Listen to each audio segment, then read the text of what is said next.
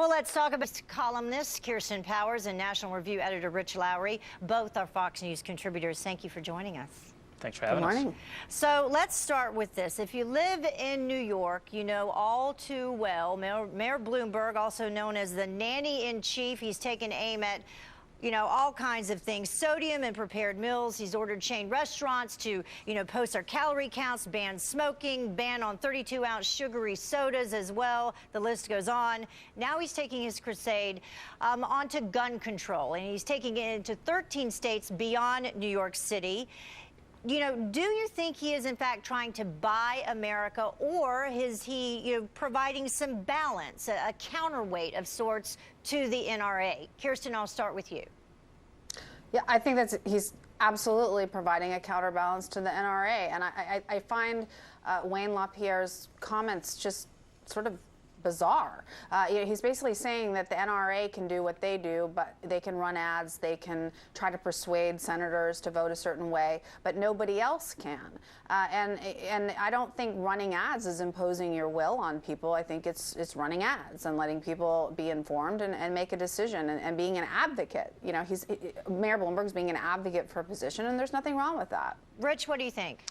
Well, I think that's basically right. It's a free country. You can spend as much money as he wants. I think the reason why you saw such a strong reaction from Wayne LaPierre goes to what you were saying in the opening remarks of the segment, Heather, is the NRA would love Mayor Bloomberg to be the public face of gun control in America, a man who is associated with intruding himself in ordinary people's business, who wants to ban and prohibit a bunch of different things. So the NRA loves this fight with Mayor Bloomberg. And really what he is trying to do here is influence votes by senators prior to the debate hitting the Senate floor when they return from recess. But in these states that he's targeting, these 13 states, shouldn't those senators be instead listening to their constituents? And aren't those the ones that should be influencing their vote? Here's a look at the 13 states involved. Kirsten.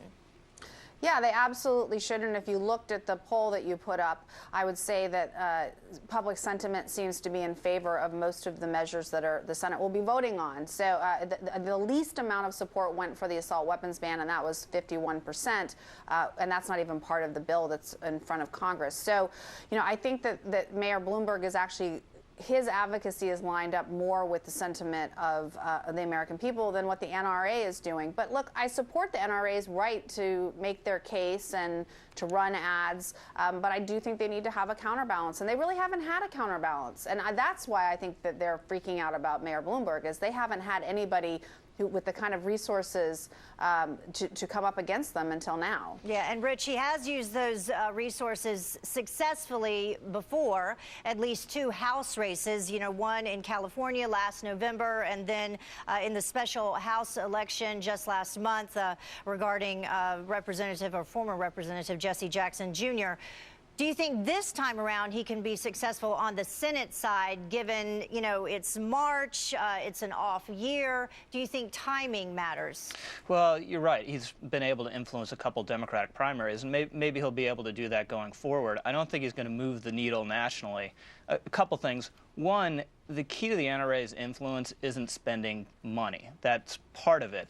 But the real foundation of its influence is the fact that it has a wide-ranging membership that is extremely devoted and extremely involved. And that's what you would need to have on the other side to have a true counterbalance. It's not just putting up a bunch of ads.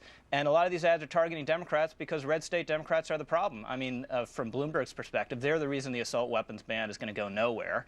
And it is true that the polls show widespread support for universal background checks. But then when you get down to the nitty-gritty, like what Chuck Schumer is proposing in his background check in the Senate, it includes ridiculous measures that no one would ever support. You leave your gun with your roommate for 7 days. You need to do a background check, or you're violating the law. Yeah, or you loan your gun to someone at a gun range. These things are ridiculous, and no one would support. Yeah, and if they're actually polled, you'd see no support for them. Schumer currently negotiating, it being said, with the NRA to come up with some sort of alternate proposal. Also, apparently, another concern, though, is how the info would be stored and if, in fact, this would lead to a national registry for guns. A lot of people saying that that is what would be an infringement on their Second Amendment rights.